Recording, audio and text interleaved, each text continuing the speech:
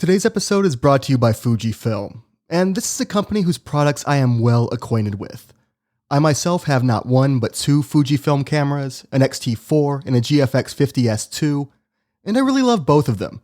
They're intuitive, they're sharp, the colors are fantastic, and I'm not just saying that because their support makes the haunted screen possible, though it does, so thanks for that, guys. But whether you're a beginner or a pro, or you're interested in still images or video, Fujifilm's equipment is top-notch. I can honestly say that it's all I shoot on anymore. So check them out, alright? Okay, on with the show.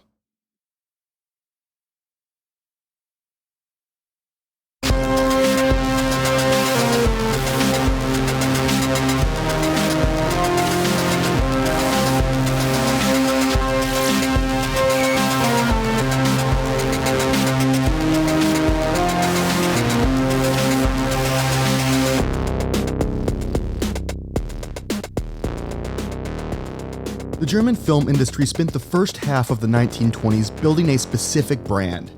For international audiences, back then and even today, its national cinema was almost synonymous with expressionism, with the gnarled trees and strange angles of the cabinet of Dr. Caligari, and with the fantastical futurism of Metropolis. As we've discussed earlier this season, this was a movement of artists seeking to express their internal emotional states, which tended to be dark and depressing. There is a reason that films like Caligari and Nosferatu are held up as forefathers of the entire horror genre. But some artists and filmmakers wanted to explore a different type of horror. In its obsession with internal angst, Expressionism could fairly be said to have a solipsistic streak. Now, I love Expressionism. As I've told you before, my phone has a Caligari case, for Christ's sake. But the part of me that loves this movement, it isn't that far removed from the part of me that loved bands like My Chemical Romance and AFI back when I was a teenager. Expressionism was, in a lot of ways, the most emo of the 20th century art movements. Its horizons were limited by its obsession with the subjective experience of personal pain. By the mid-1920s, though, the artists of the New Objectivity, the Neue Sachlichkeit, they were desperate to crawl out of their own skulls to see what was happening in the world around them. Now, they were still fascinated by suffering, but instead of locating it in the despairing soul of the individual, they saw it as a product of social and economic forces, as something that the few imposed on the many. Theirs was an unmistakably political project, and largely a leftist one. In the medium of film, the movement's most acclaimed practitioner was G.W. Pabst, the third of Weimar Germany's holy trinity of directors after Lang and Murnau. But unlike the other two, Pabst brought a clear ideological vision to his work. His films depict women chafing under the patriarchy, the poor chafing under capitalism, and internationalist workers chafing under their boss's nationalist sentiments. While he was never a card-carrying member of the Communist Party, his nickname of Red Pabst was well earned, even if his decisions in the 1940s called the depth of his political convictions into question. Pabst is still something of an enigma, film history's ultimate nowhere man, as one scholar put it. But we're going to try and unravel that mystery today, and in so doing, to understand the fractious condition of the German left during the Weimar era, and the reasons why it wasn't up to the task of beating back the fascist threat. I'm Travis Mushet, and this is The Haunted Screen.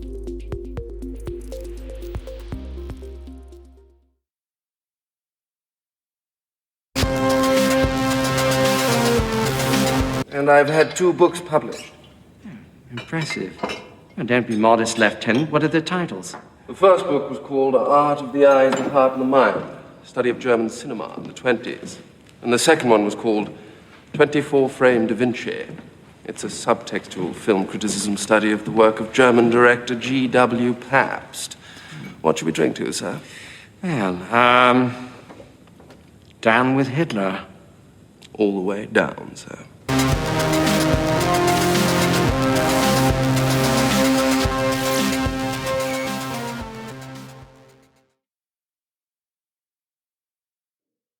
Like Robert Weine, the director of the cabinet of Dr. Caligari, Georg Wilhelm Pabst took up the mantle of filmmaker somewhat late in life. He was 37 years old at the premiere of his first film. By that point, though, he'd racked up years of experience in the theater as both an actor and a director. Like Fritz Lang, Pabst was Austrian by birth, and he studied acting at the Vienna Conservatory. From there, he followed various opportunities to Switzerland and Germany before eventually landing at the German-language Deutsche Volkstheater in New York City in 1910.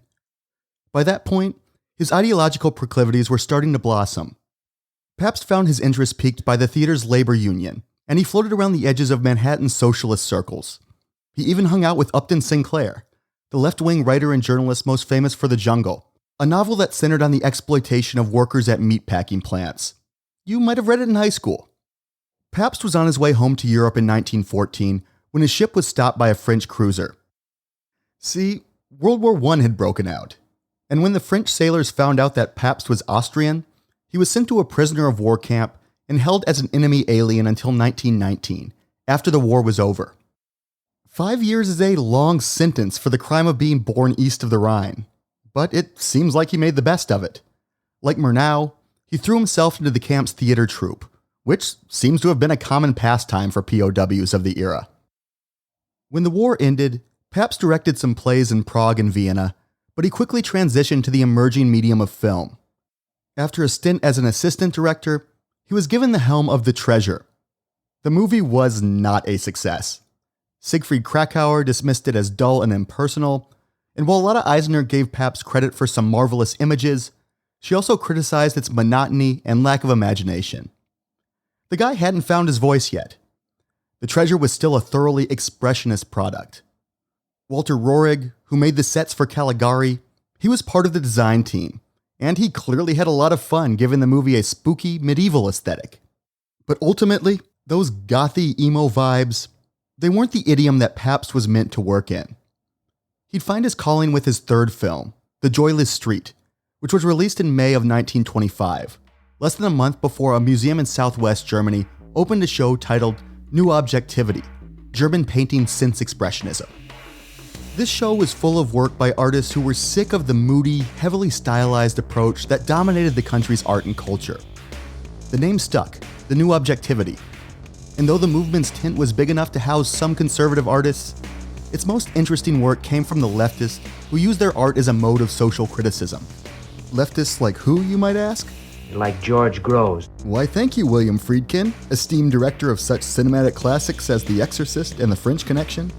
Now, what was Grosz doing? Making drawings and paintings of the bloodshed, of the rampant criminality, of the dissatisfactions and evils of the society around him. Right. Wasn't he a communist who got arrested during the Spartacist uprising in 1919? Yes. Of course. He's the guy who made those brutal caricatures of pig-like businessmen and military officers, and who documented the depravity of Berlin's nightlife. Thanks, Bill. I'll let you get back to your 1974 interview with Fritz Lang. Okay. Around that same time, Otto Dix was establishing a reputation as a provocateur, with his visceral depictions of the excesses of Weimar society and of his experiences in the First World War. When his enormous canvas, called The Trench, was exhibited in Cologne in 1923, the curators concealed it behind a curtain so as not to shock the squeamish. And it was shocking. Here's a description of the scene from the critic Walter Schmitz. The trench is filled up with hideously mutilated bodies and human fragments. From open skulls, brains gush like thick red groats. Torn up limbs, intestines, shreds of uniforms, artillery shells form a vile heap. Half-decayed remains of the fallen, which were probably buried in the walls of the trench out of necessity and were exposed by the exploding shells, mixed with the fresh, blood-covered corpses. It's no wonder the painting was met with protests from war veterans. Pabst's innovation was to bring this spirit of social critique into cinema, starting with The Joyless Street. The movie was based on a novel of the same name by the Jewish-Austrian writer Hugo Bettauer, who was murdered by a Nazi while the film was in production. Tragic, but perhaps not surprising. The story comes from an unapologetically leftist perspective. Set in Vienna during the height of Austria's post-World War I hyperinflation crisis, the film shows Pabst's sympathy with the struggles of women who lived under the dual yokes of patriarchy and capitalism. With a few notable exceptions, directing was a heavily masculine profession at that time. So Pabst's frank but sensitive handling of the women at his story's heart, it's noteworthy. The sex work that some of them turned to, it's not portrayed as morally contemptible, It's shown as the byproduct of a profoundly unequal society. And at the film's climax, women and the poor revolt against those who oppress them. A starving young mother kills a wealthy butcher who had been sexually exploiting her. And the entire impoverished neighborhood rises up against the sharp-dressed Johns who take advantage of their community, pelting them with rocks. As a filmmaker rather than a painter, Pabst had to navigate more restrictions than Grocer Dix did. Though the human cost of coercive sex work is openly addressed in The Joyless Street, it's not graphically depicted. And as a movie intended to be a commercial film rather than an art house release, the plot occasionally veers toward melodrama, as when the aforementioned young mother lowers her child from the window of a burning building, saving its life as she is consumed by flames. But these limitations didn't keep The Joyless Street from being, in Krakauer's words, a film whose unhesitating realism shocked his contemporaries. And it didn't keep the movie from being censored by governments around the world. But the film was an inflection point in Weimar cinema. The stylistic excess and the withdrawal from worldly concerns that characterized Expressionism, it was on the way out. And a hard-nosed, politically engaged realism was on the way in. 1925, the year of The Joyless Street's release, it was also an inflection point for the German left. You might remember from the Caligari episode that the left in Germany, like the left pretty much everywhere at pretty much every point in history, it was not a unified, cohesive operation. World War I had exposed major fault lines among socialists. The war was supported by the country's strongest leftist party, the Social Democratic Party, or SPD, and it went on to expel its anti-war members. Those anti-war leftists, they tended to be more radical. When they looked at the carnage on the front lines, they saw, not without reason, armies of exploited proletarians needlessly killing each other, when, in their opinion, they should band together. Workers of the world, unite! And turn their fury against the governments that sent them to die, and the capitalist class whose need for raw materials and new markets had provided the impetus for the imperialism that sparked the war in the first place.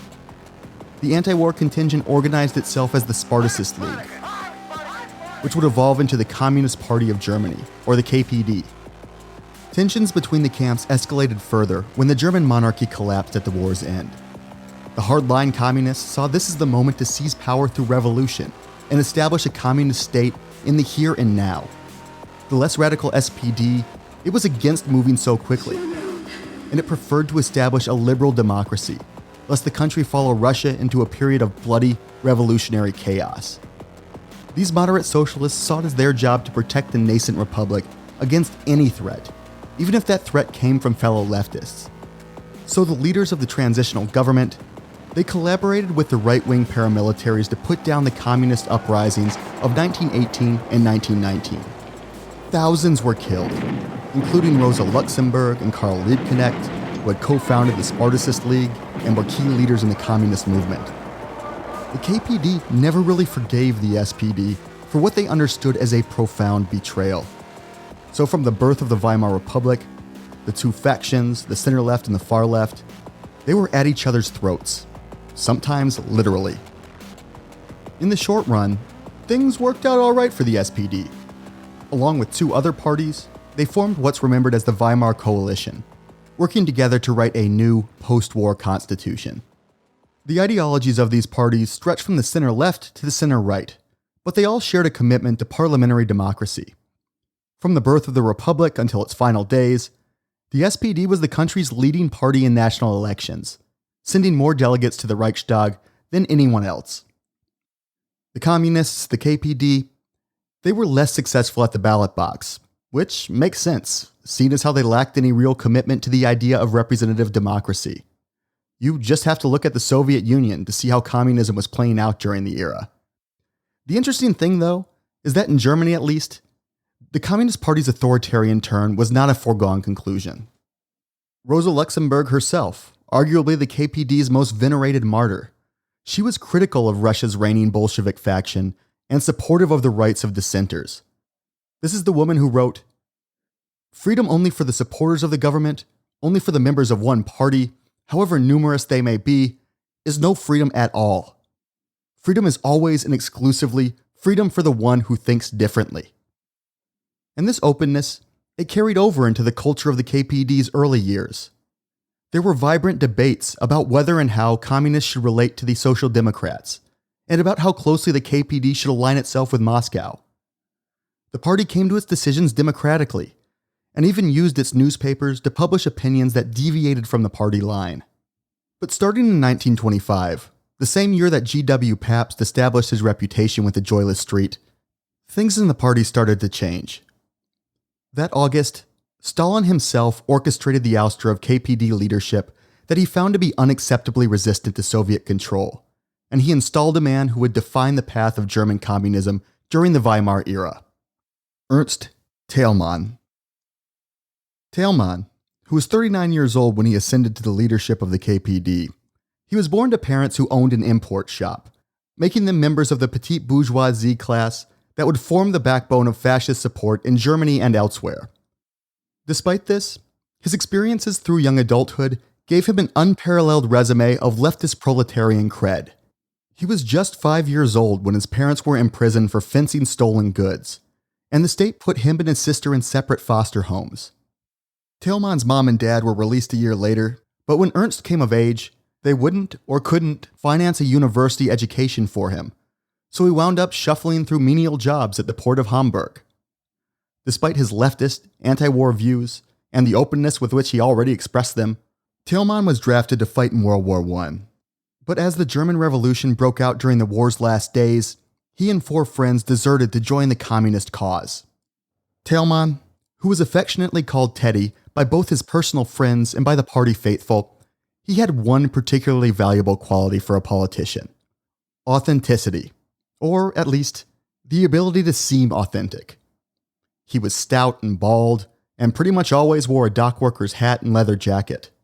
In other words, he looked like a member of the working class, and he talked like one too. Mit der Bildung der Arbeiterregierungen in Sachsen und Thüringen hat die Arbeiterklasse einen großen Sieg errungen. I couldn't find a historical recording, so we'll have to settle for a clip from a 1954 East German propaganda film. Anyway, much of the KPD leadership during the early to mid-1920s was made up of intellectuals. In his accent and his vocabulary, by contrast, Teddy Thälmann sounded like a guy who'd spent his formative years loading and unloading ships. Other party leaders talked about dialectical materialism and the commodity fetish. But Teddy spoke simply, passionately, directly, and sometimes even awkwardly, mixing his metaphors, like when he made an analogy to a stillborn child which has lost its way in the sand. I have no idea what to make of that word salad, but the rank and file loved it.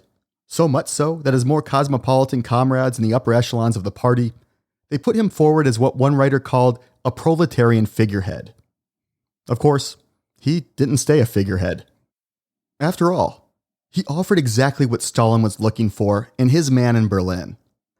Thälmann was charismatic, popular, in possession of strong political instincts, and, most importantly, rabidly loyal to Moscow.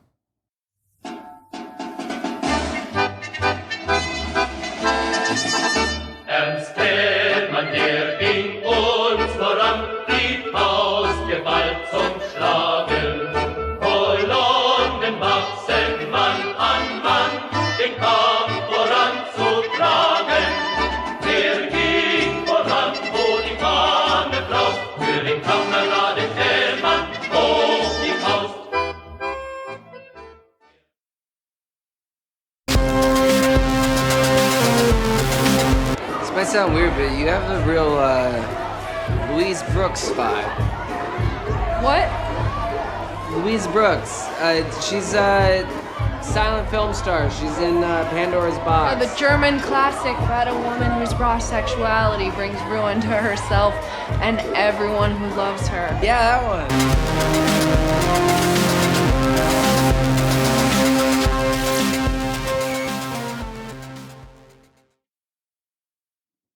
Pabst lacked Thälmann's unquestioning ardor for the Bolsheviks, but he was sympathetic to the ideals of communism. In 1927, he saw an opportunity to bring his commitments to the screen in his most explicitly political project up to that point, and he did so directly under the nose of the increasingly powerful uber-nationalist right. You might remember from the last episode that, among other factors, the financial clusterfuck that was Fritz Lang's Metropolis had all but destroyed UFA, Germany's premier film studio. The company had been bailed out by the media mogul Alfred Hugenberg, who was essentially the Rupert Murdoch of the Weimar era. After the Nazi takeover in 1933, Hugenberg would go on to serve in Hitler's cabinet. But back in 1927, he was looking to use UFA's resources to churn out jingoistic garbage. However, at least at that point, UFA wasn't churning out only jingoistic garbage. Hugenberg had tasked his loyal lieutenant Ludwig Klitsch with running the studio, and with UFA in apparent decline, Klitsch was eager to prove that the company was still the top dog not just in German cinema, but in all of Europe. This entailed working with top talent. Following the success of The Joyless Street and the self-consciously Freudian Secrets of a Soul, Pabst certainly qualified. When Klitsch invited him to make a movie with UFA, Pabst proposed a film adaptation of The Love of Jean Nye, a novel by the Russian writer Ilya Ehrenberg. However, he failed to mention that the male romantic lead was a communist, and that he and his politics would be portrayed in a sympathetic light. Jean Nye was well received by critics, but in the annals of film history, it's been overshadowed by The Joyless Street on the front end, and on the back end by two films released in 1929, Pandora's Box and Diary of a Lost Girl. All three of these films are tied together by their fascination with the struggles of women, but the latter pair have one thing that the former doesn't: Louise Brooks. Pandora's Box was based on a pair of plays by Frank Wedekind. If you're into Broadway, you might already be familiar with Wedekind's work.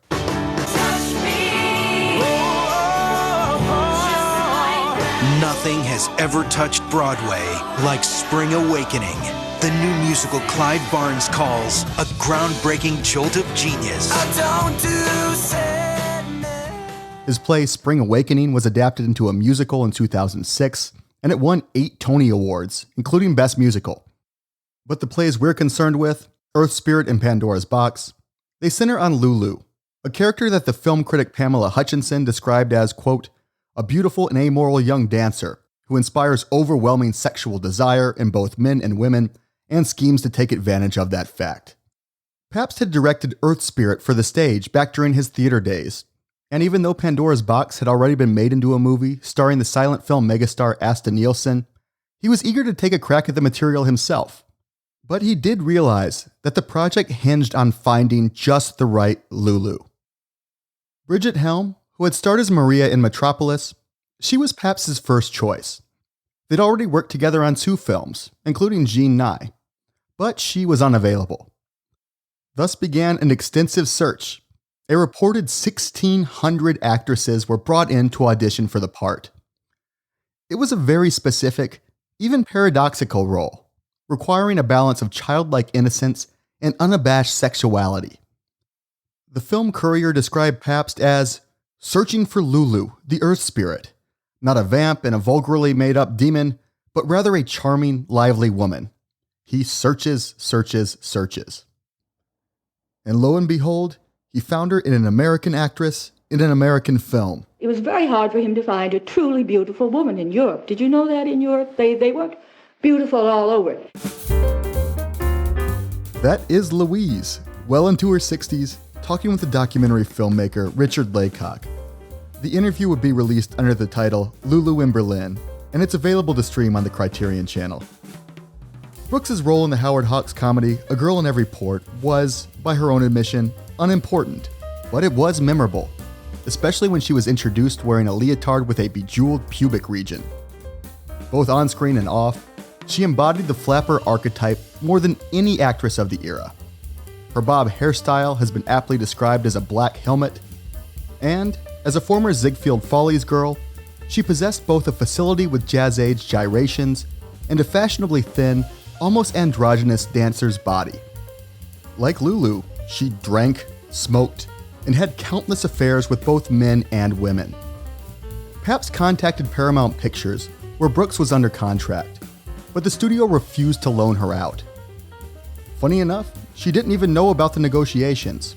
She didn't know, in fact, who G.W. Pabst even was. Of course, I'd never heard of him. Not until she quit Paramount over a pay dispute. He will keep you on at $750 a week, but he won't give you the raise in your option. And the producer B.P. Schulberg mentioned the offer to her. Some guy in Berlin called Pabst wants you for a very famous picture, I hear.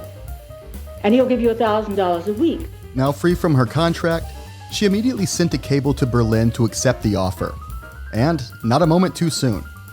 At that very moment, Pabst was in his office with his backup option, ready to sign a then little-known German actress for the part. And he was going to give it to Marlene Dietrich. Yeah, Marlene fucking Dietrich, who was unceremoniously sent packing. She was too old. Damn, Louise. She was 5 years older than I was 20. She was 25. Of course, Dietrich would land on her feet. How are you?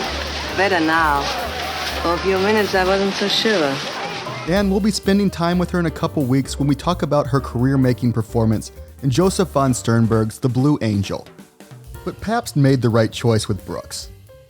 Though both actresses became era-defining sex symbols, Dietrich's persona was more mature, knowing, and worldly. Brooks, on the other hand, she was reckless and impulsive, a kind of dark Weimar manic pixie dream girl. And she brought that lack of self-consciousness to Pandora's box. Silent film, especially German expressionist silent film, it's known for its hammy, unrealistic style of acting. But watching Pandora's box today, it's striking how naturalistic, how modern Brooks's performance is. Her reactions, her facial expressions, the way she moves, it all feels real. Conrad Veidt's performance as the murderous somnambulist in the cabinet of Dr. Caligari is fantastic, iconic even. But you never forget that he's an actor playing a role. Louise Brooks, though, she is Lulu. I was simply playing myself, which is the hardest thing in the world to do. Praise for the film often centers on what Lotte Eisner called the miracle of Louise Brooks. She was an actress, Eisner wrote, who needed no directing. This judgment, however, it wasn't shared by Brooks herself. Part of what makes Louise Brooks so fascinating is that she wasn't just a magnetic screen presence. She was also smart as hell. Here's Eisner remembering her first encounter with Brooks on the set of Pandora's box. And during the change of light, she was reading a book. And I said, what book can this beautiful girl read? And I looked what she reads and see it's a translation of Schopenhauer, the German philosopher. Late in her life, Brooks brought her intelligence and her humor to bear in her own writings on film. This career turn means that we're lucky enough to have her incisive, bawdy take on her own career, including her time in Weimar, Germany. Her book of essays, called Lulu in Hollywood, it's still in print, and it's rightly regarded by the critic Roger Ebert as one of the few film books that can be called indispensable. In it, she reflects on her time on the set of Pandora's box, and her admiration for Pabst as a director is obvious. She credits him with a preternatural awareness of what each individual actor needs. As I say, he was a great psychologist. And an ability to guide each of them to a naturalistic performance. It was a skill that helped to end Expressionism's dominance over German cinema and to usher in the era of the new objectivity. Here's what she says about his directorial approach. With an intelligent actor, he would sit in exhaustive explanation. With an old ham, he would speak the language of the theater. But in my case, by some magic, he would saturate me with one clear emotion and turn me loose. If you've ever been in front of a camera, you know how hard it can be to act naturally. And the performances in Pandora's box, including Brooks's, they only seem effortless because of the effort that the actors and the director put in. Let me give you an example. Pabst's sensitivity, ingenuity, and dedication were all on full display in his handling of the Belgian actress Alice Roberts. Alice Robert. Really? It looks like Roberts. You're just a lousy American. Fair enough. Anyway, when Robert learned on set that her character was a lesbian who was smitten with Lulu, she was scandalized. Walked off the set. Maybe I'll just let Louise handle this story. I thought, now what the hell's he going to do? Well, pretty soon, he went off and I saw them talk. She in her black satin dress. And he was talking to soothing French. And pretty soon they came back and she was smiling. And this is what he did. He let her look as cross as possible when in a two-shot with me, because it was marvelous. She looked like a very repressed lesbian who was hiding it. Kind of that glare. Then when he did close-ups with her, he would stand off and play the scene with her so that she could do a true love scene with him. And she turned out to be marvelous. If we can set aside Robert's homophobia, this anecdote shows Pabst's directorial brilliance in action. Where Fritz Lang berated and abused his actors, G.W. Pabst intuited what the artist in front of him required. It's little wonder then that while we might remember the images in Lang's films, we remember the performances in Pabst's. That said, Pandora's Box was decidedly not recognized as a masterpiece when it was released in January of 1929. The reviews, they were mixed at best. Even Brooks's now legendary performance was panned, with critics mistaking her naturalistic acting for non-acting. Like many of Pabst's movies, this one was mangled by censorship, with governments around the world slicing out the lesbian subplot and brightening up the film's ultimate trajectory, where Lulu is sold into sex slavery and, in a finale that really does come out of left field, is murdered by Jack the Ripper. It's almost always a travesty when a film gets censored, but in this case, it was a tragedy. Among other things, Pabst was a pioneering film editor. He was an early adopter of techniques that are fundamental to editing today, like the shot-reverse shot conversation, where we peek over the listener's shoulder to see the speaker as they deliver their lines, or the cut on action, where you time your edit to a character's movement to make the cut less noticeable. By taking a razor to Pabst's carefully arranged sequences, censors robbed audiences of that craftsmanship. It would take decades for Pandora's Box to get the attention it deserved. Pabst and Brooks, they would make one more film together, Diary of a Lost Girl. And on their last day of shooting, the director, perhaps overstepping his role, took issue with the rich Americans that his star had befriended and the debauched lifestyle that they enabled. His idea of a drink for me was a fruit salad in a pitcher surrounded by a little bit of champagne. Of course, Louise and her friends liked the harder stuff. She writes that Pabst, quote, looked upon them as spoiled children who would amuse themselves with me for a time and then discard me like an old toy. Your life is exactly like Lulu's, he said, and you will end the same way. Pabst was callous, but by Brooks's admission, he wasn't completely off base. Her last film role came in 1938 when she appeared in a middling John Wayne Western, and things went downhill from there. She bounced between jobs, working as a dance instructor, a copywriter, and even a salesperson at Saks Fifth Avenue. Brooks was drinking heavily, and she eventually turned to sex work. It was a bleak period in her life, so bleak that she thought often of killing herself. Or, as she put it, she began to flirt with the fancies related to little bottles filled with yellow sleeping pills. In the mid-1950s, though, critics gave Pandora's Box another look, and they liked what they saw. Retroactively, she became an icon of the jazz age and of the edgy glamour of Weimar Berlin. Brooks re-entered the public eye, doing interviews and writing articles. In 1957, Rochester, New York even held a Louise Brooks Film Festival. Liza Minnelli modeled her performance in Cabaret on Brooks. And in Jonathan Demme's 1986 movie Something Wild, Melanie Griffith plays an intriguing woman with a bob haircut who goes by the name of Lulu.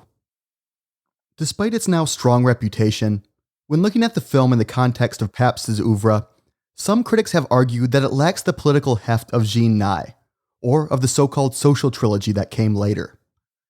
That's only true, though, if you take a narrow view of politics, that it's only the stuff of revolutions and unions and broadsides against militarism. The fact of the matter is that in her slinky, sexed-up way, Lulu is a political radical. Nearly a century ago, she lived and loved on her own terms, basking in the sexual desire of men and women alike.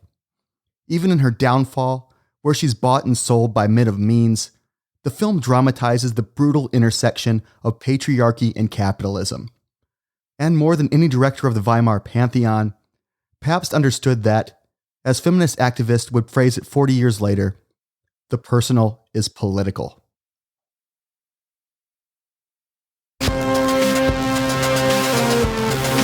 So, profit margins will be thinner than Louise Brooks's negligee.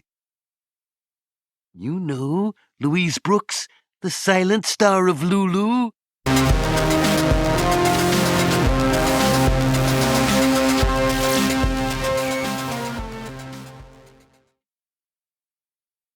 Despite the tensions between the Social Democrats and the Communists, the SPD and the KPD still managed the occasional collaboration on into the mid-1920s. Probably most notably, in 1926, the two parties worked together on an effort to expropriate the property of the German nobility. While the princes of the Reich had lost their titles with the collapse of the monarchy, they still had their land.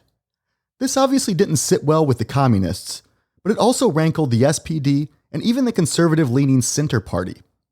At this point, the KPD was still willing to set aside ideological differences and historical bad blood to form a united front against the aristocrats and their unearned wealth, and the Communists spearheaded a popular referendum on the question. The results were genuinely impressive. This left bloc rallied 14.5 million Germans to vote in favor of redistributing the nobles' land without compensation, compared to just 500,000 who voted against the measure. These numbers show how overwhelmingly popular the referendum was, but it still wound up failing because only around 40% of voters showed up at the polls, rather than the required 50%. Unfortunately for the Communists, the Social Democrats, and really anybody with a distaste for fascism, the cross-party push for expropriation wasn't the beginning of a trend. It was a high watermark of collaboration. See, with Thälmann and his ilk in charge, the KPD was only willing to work with the SPD as long as Stalin gave his blessing, and that blessing was definitively withdrawn in 1928. This was the year that the Communist International, remembered to history as the Comintern, it held its 6th World Congress in Moscow.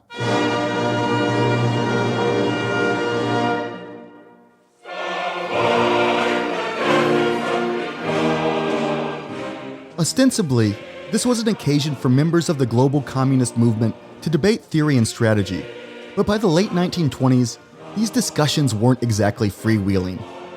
Just over a decade after the Russian Revolution, the Soviet Union had already ossified into an authoritarian operation working under the control of Joseph Stalin. And where the Soviet Union went, so went the Comintern. So the Congress wasn't so much an opportunity for comrades to hash out their ideas as it was a chance for Stalin to hand down the official party line. And that party line would prove catastrophic for Germany, and ultimately for the world. But to be fair, it sprang from an analysis of global politics and economics that could accurately be described as prescient. In the official opinion of the Comintern, capitalism was entering into a so-called third period of post-war history.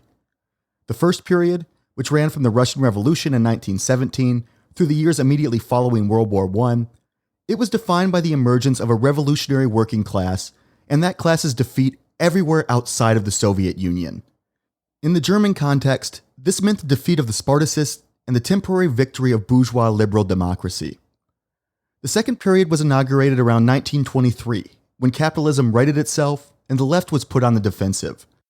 This corresponds with the end of hyperinflation and the most stable years of the Weimar Republic. Now, a lot of people might characterize stability as a good thing, but if you're a communist who's hoping to overthrow the social order, it's not ideal. In a stable society, the populace is generally disinclined to rise up and revolt. The best you can do during a time like that is to push for reforms that lay the groundwork for future revolutions, even if that entails working with the more moderate Social Democrats. However, according to the Comintern, things were entering a new third period in 1928. And here's where their analysis gets prescient.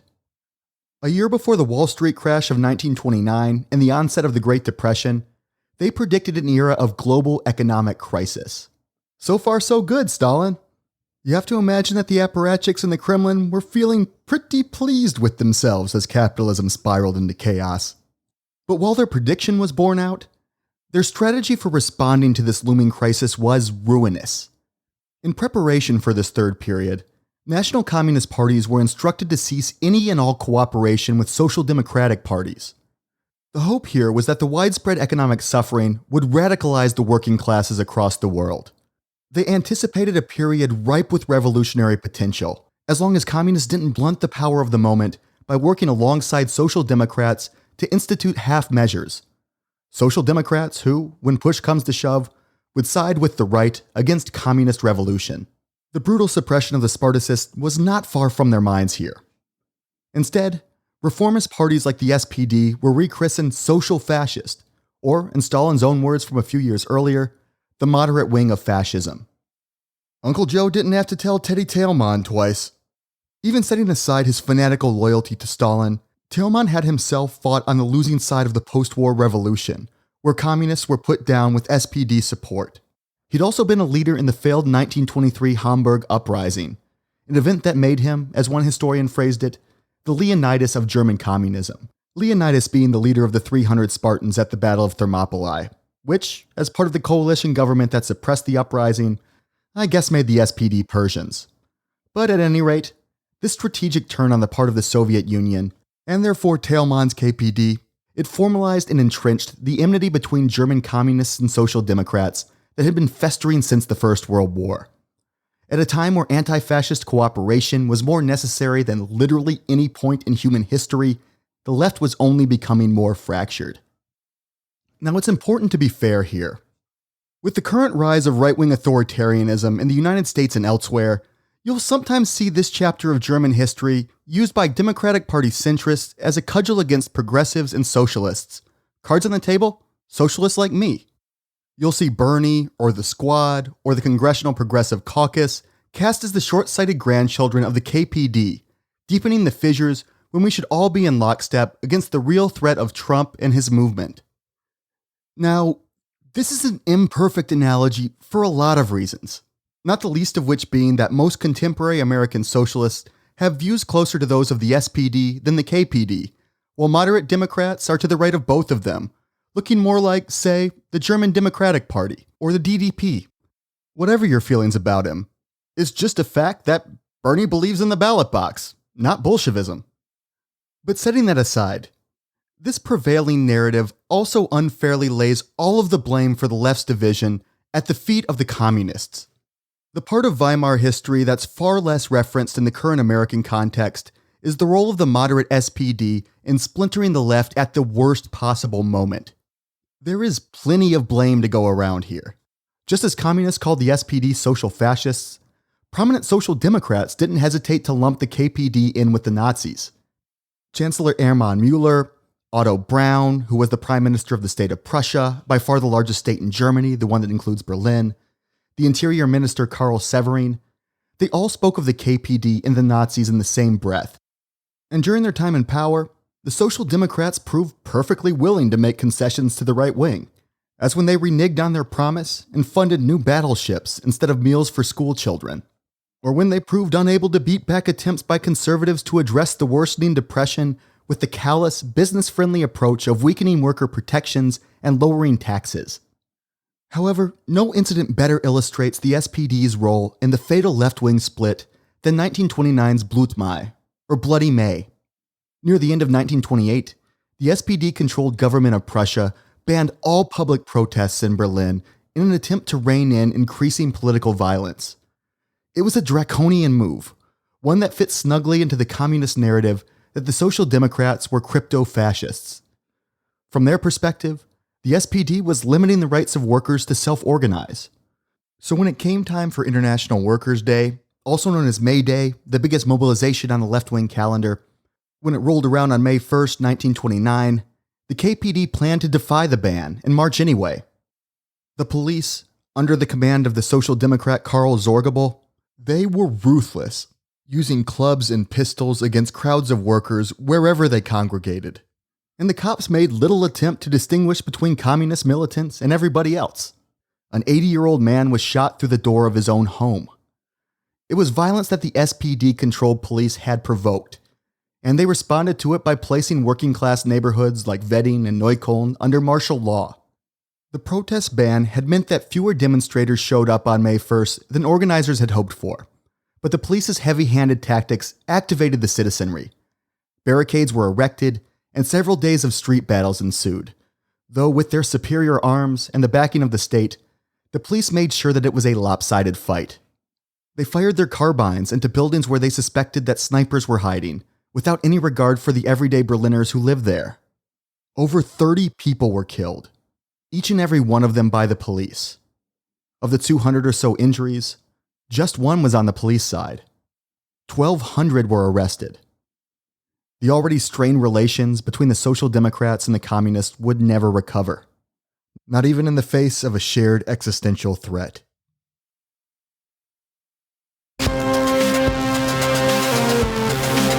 So despite the KPD's best efforts, the world's dominant economic system is still capitalism, and that means I've got some products to sell you. Fortunately, Fujifilm's gear is high quality and their prices are fair, so at least in this case, I feel pretty okay about talking them up in exchange for cash. As you've heard me say a bunch of times before, I do use and love my Fujifilm cameras. Whether it's for professional jobs or for my own personal projects, my X-T4 and GFX50S2, they've served me exceptionally well. My endorsement, such as it is, it's not just bought, it's earned. So if you're considering investing in a new camera, you know what to do.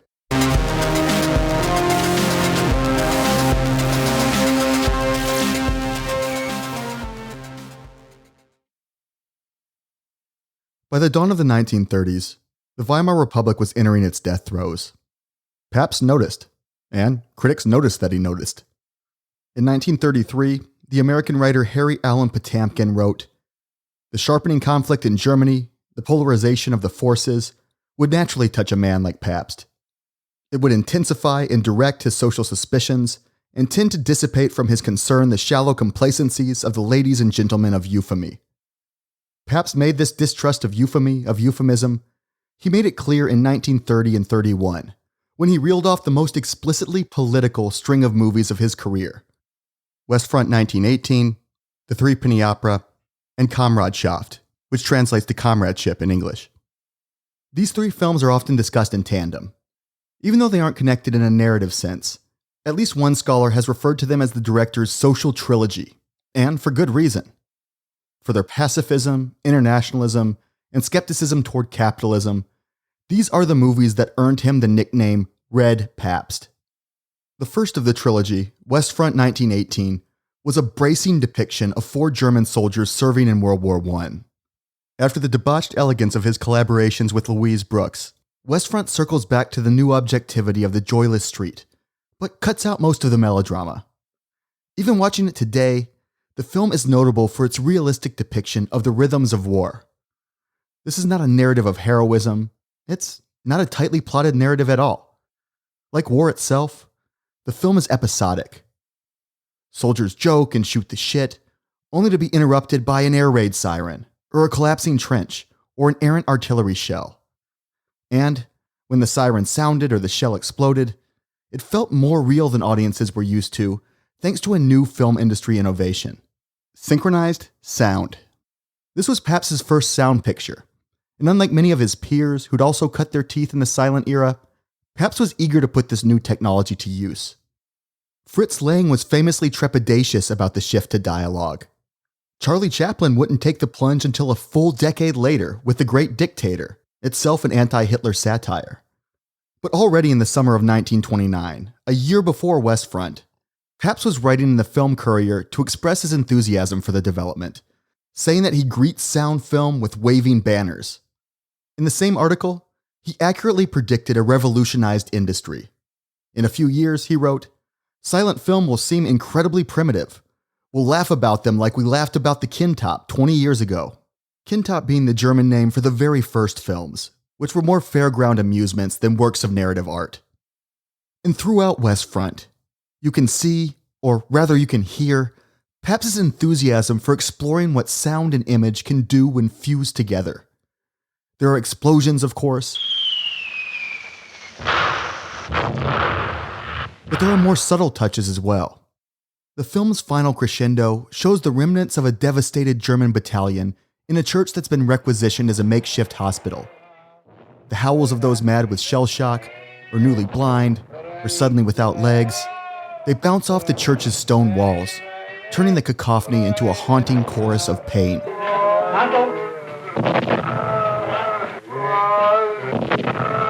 And a much quieter moment punctuates one soldier's brief visit home on leave. Karl, played by Gustav Diesel, Jack the Ripper in Pandora's Box, and a real-life POW from the First World War, he returns home to find his wife in bed with the local butcher. In the midst of wartime starvation, she'd been trading her body for the occasional scrap of meat, both a reality of German deprivation during and after the war, and a grotesque metaphor of carnal exchange recycled from the joyless street. He turns icy for the rest of his visit home, neither reconciling with her nor berating her for the betrayal. After a frosty goodbye, Karl walks down the stairs of his apartment building for what will turn out to be the final time, as his wife presses her face against the wall, softly weeping.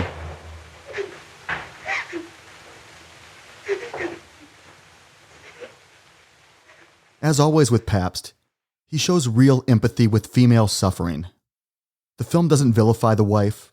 In fact, Karl's own mother tries to intervene on her behalf, blaming the historical circumstances that they're all swept up in, and asking her son, is it anyone's fault? Kann überhaupt jemand dafür?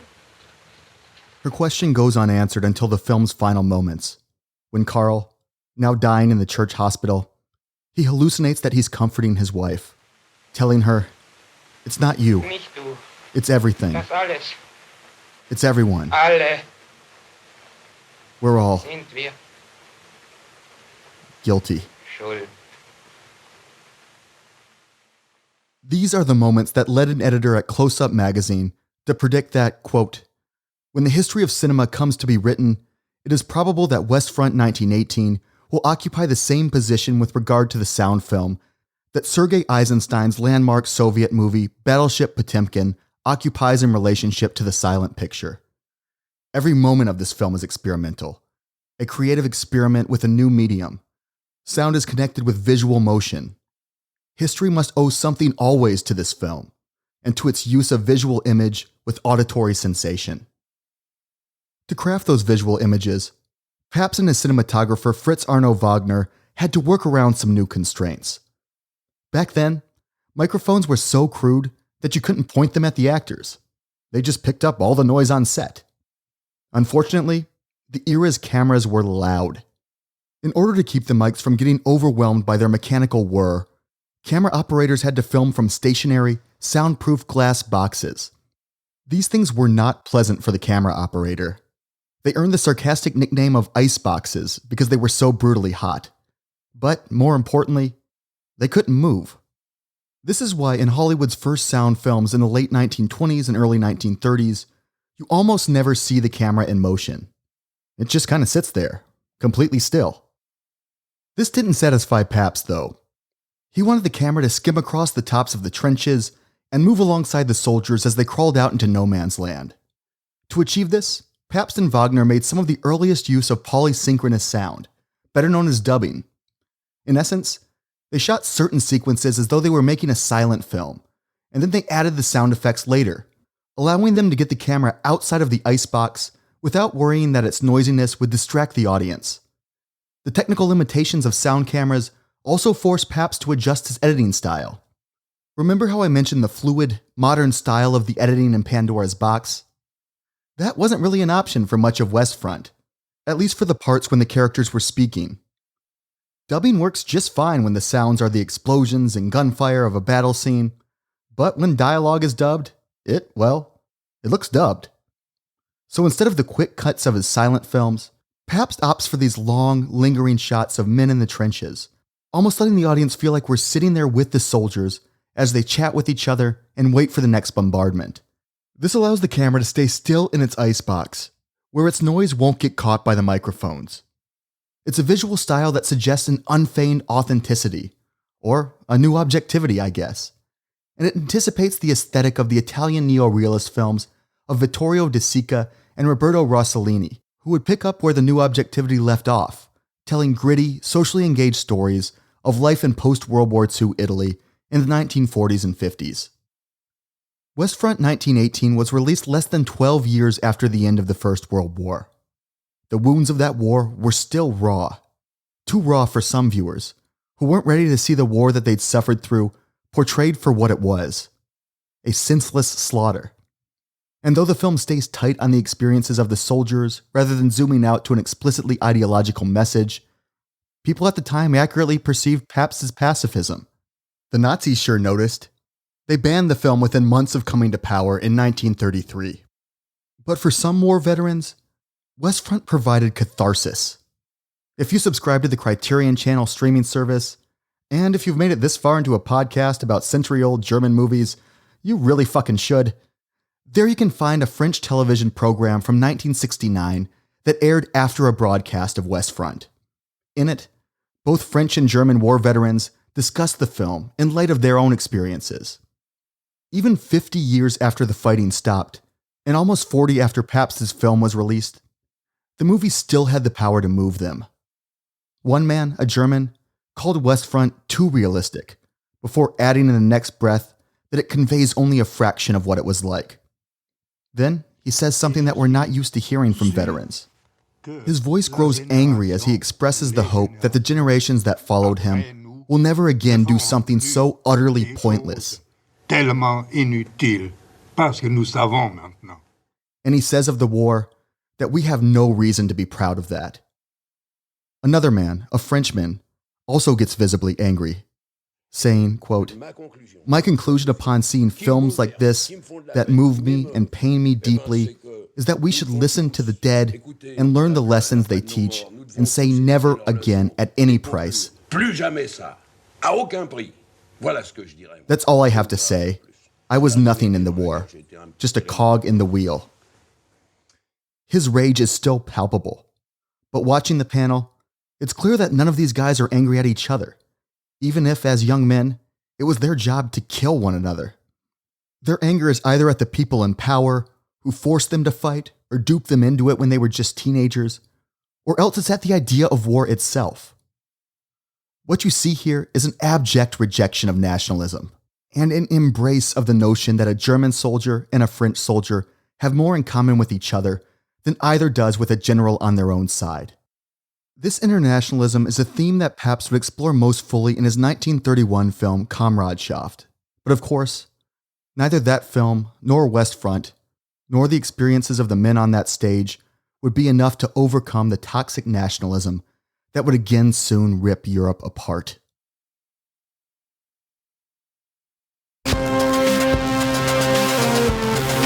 You know, the main reason Sigourney and I wanted to do the show together is because of our deep commitment to the work of the German theater genius, playwright Bertolt Brecht. No one has illuminated the political upheaval of the Weimar years as Brecht has.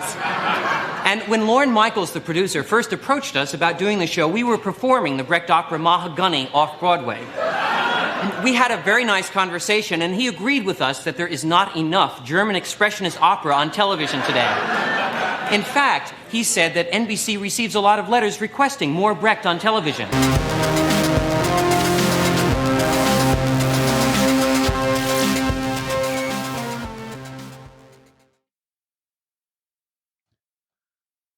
I'll get to Kameradschaft in just a minute, but I want to quickly stop by the middle child of Pabst's social trilogy, the Threepenny Opera. Der Haifisch, der hat Zähne. It's not that this movie is bad or anything. It's fine, maybe even good. And it's probably the most famous of the three. It does contain Mac the Knife after all, a song so famous that it became a jazz standard. But as a creative achievement, for me at least, it's dwarfed by the films that bookended. In terms of backstage drama though, it might be the messiest. Threepenny was, of course, an adaptation of the play of the same title by the communist wunderkind Bertolt Brecht. And the songs were by the composer Kurt Weill. Weill is spelled W-E-I-L-L, by the way. This is not the guitarist from the War on Drugs. Right, Kurt? It's not, at all. But neither Brecht nor Weill were fans of the film version. In fact, they both hated it so much that both of them sued. Between the time that the play was first staged in 1928 and the movie was released in 1931, the already left-wing Brecht had drifted toward a more hardline communism. So when he was contracted to write the screenplay, he rewrote parts of it to be more aggressively political, even if his vision of Marxism wasn't quite what Marx had in mind. The film's climactic uprising was the work of the lumpen class, the beggars, not, as an orthodox Marxist would have it, the industrial workers, the proletariat. It was a revolution as envisioned by someone who, as one of his translators put it, only knew Greenwich Village, not the Bronx.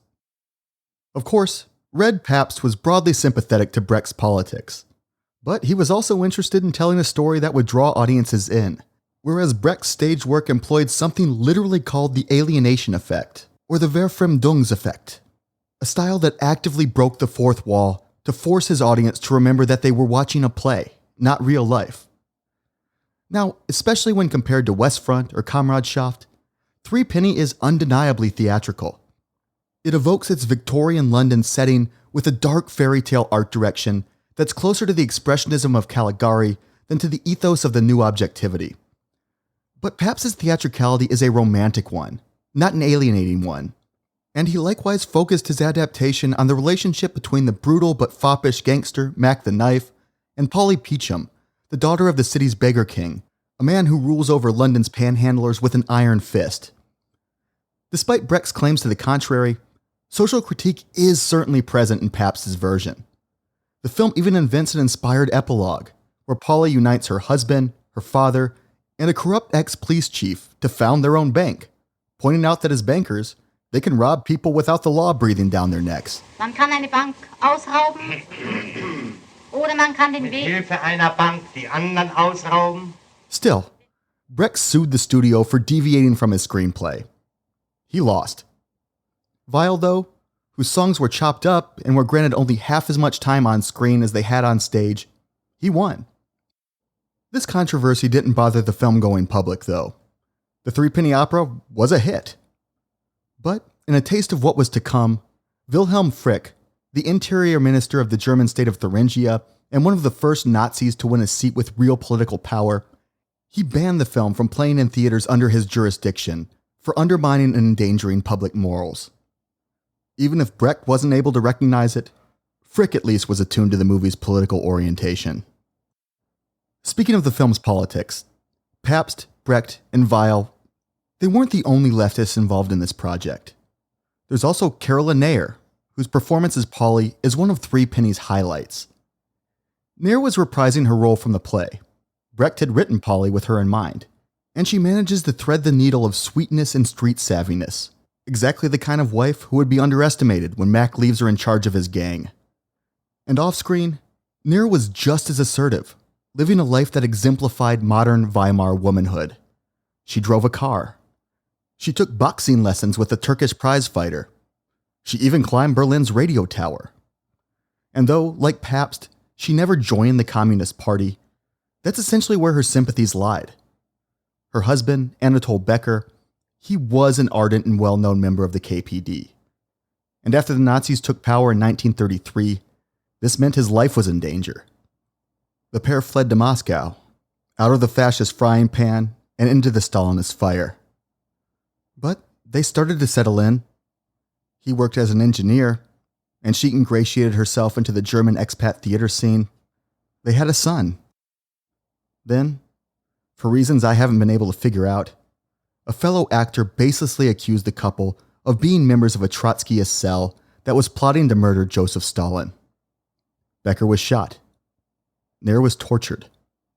She tried and failed to kill herself.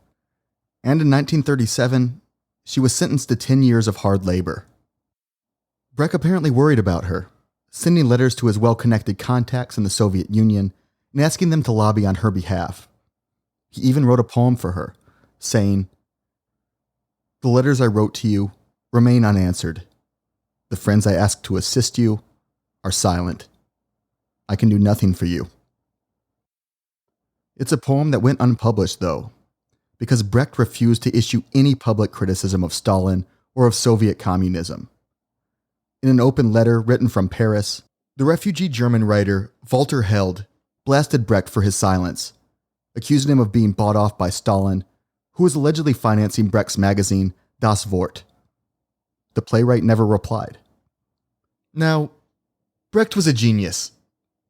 A ton of ink has been spilled explaining why, so if you're curious, there is no shortage of sources out there. Lotta Eisner says that she recognized his talent when she first met him, well before he was famous. This boy is going to be the greatest poet Germany ever had. But he was not a paragon of personal courage. After moving to the United States in the 1940s, he agreed to testify before the House Un-American Activities Committee, or HUAC, who orchestrated the post-war communist witch hunts which ruined the careers of the writers and directors who were brave enough to refuse cooperation. And then there was Caroline Ayer. In June of 1942, she died of typhus in a prison camp near the Russian border with Kazakhstan. Her last words were a plea that her friends live long lives. Nair, though, she was 41 years old, murdered by the cause she believed in. Einst glaubte ich, als ich noch unschuldig war, das war ich ein Sklave so wie du. Vielleicht kommt auch zu mir einmal einer. Dann muss ich wissen, was ich tue. Und wenn Geld hat, und wenn nett ist, und sein Kragen ist auch werktagsreich, und wenn weiß, was sich bei einer Dame schickt, dann sage ich nicht nein. Da behält man seinen Kopf oben und man bleibt ganz allgemein. Sicher scheint der Mond die ganze Nacht, sicher wird das Boot am Ufer festgemacht. Aber weiter kann nicht sein. We're getting ahead of ourselves here. Back in 1931, around the time of Threepenny's release, Pabst was elected chair of the Union of German Film Workers, known by its German abbreviation DACO. He won 33 of 36 votes. It was a role that signaled his ever-deepening politicization, an example that he wanted the country's film industry to follow.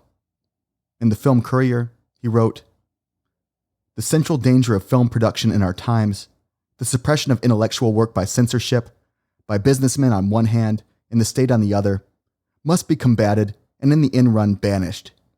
We need films with political commitment. We need new themes. And especially we directors dare not forget that no sort of isolation should destroy film art's connection to the masses, because the task of the film director is not an aesthetic, but rather an ethical one." In Kameradschaft, the capstone of his social trilogy, Pabst defied his own binary between the aesthetic and the ethical. Watching it even today, it's a marvel of politically engaged cinema, at once beautiful, honest, and ideological. Pabst took his inspiration from the worst mining accident in European history, the 1906 disaster in Courrières, France, that killed nearly 1,100 miners. Despite national animosities, German miners had participated in the rescue attempts, and in these efforts, Pabst saw a powerful manifestation of internationalist workers' solidarity.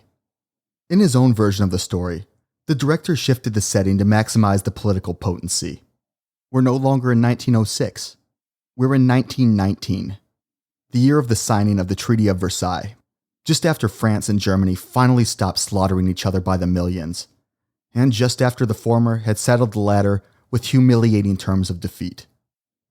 The war has shifted national borders, cutting a mine in half with an underground iron gate to mark the frontier. A fire breaks out on the French side, leaving 600 of their miners missing. The Germans realize that they can offer assistance more quickly than any rescue teams on the French side.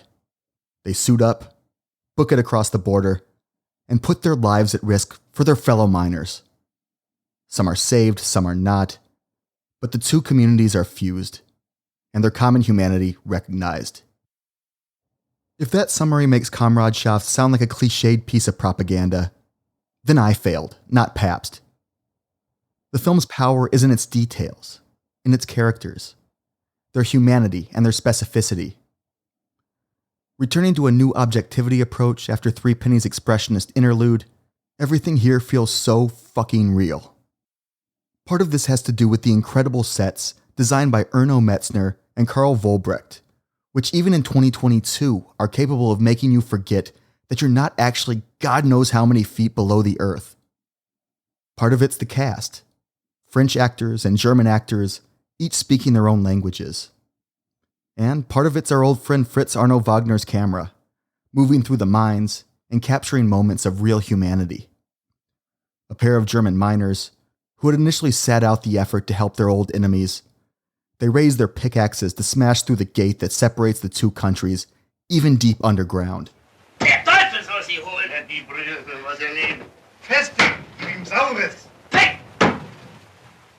Another German rides on the back of a lorry to join the rescue effort as his wife runs alongside, crying, holding their child up for him to kiss goodbye. He reminds her that the Frenchmen have wives and children too. Even the epilogue, which sometimes gets shit for being too on the nose, I can't watch it without getting emotional. The two communities, now joined in tragedy and solidarity, they gather for a commemoration of the dead and an assertion of their new fraternity. A French miner climbs on the back of a truck and gives a speech about workers' unity, with two flags flying behind him, the French tricolor and the black, red, and gold banner of the Weimar Republic, which will be replaced by the swastika within 2 years of the film's premiere. A German miner gives a speech in response, saying, "I couldn't understand what our French comrade just said, but we all understand what he meant. And if those above us can't come to an agreement, we'll stick together because we belong together."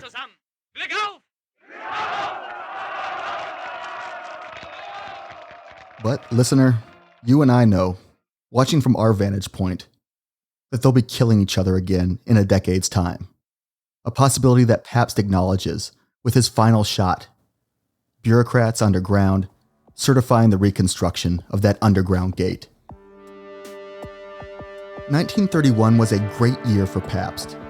The Threepenny Opera debuted in February, and Kameradschaft hit theaters just 9 months later in November. Both were well received, and the latter was widely held to be a masterpiece. The New York Times called it one of the finest examples of realism that has come to the screen. Though she called the dialogue banal, Lotte Eisner also recognized the truth in what Pabst was doing, observing that the film has all the vigor of a newsreel or an unstaged documentary.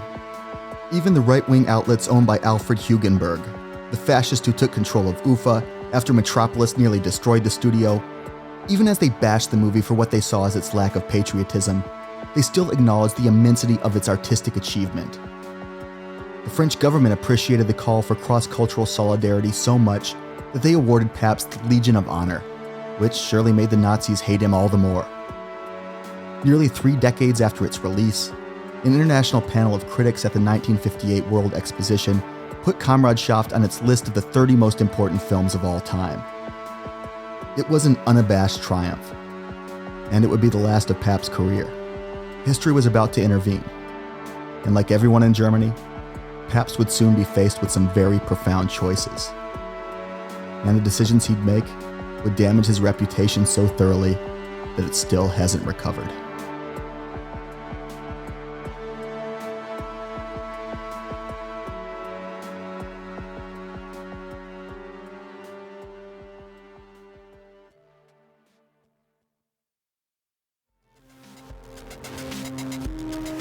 Next week we'll return to the saga of Fritz Lang and Thea von Harbu, who also had some decisions to make.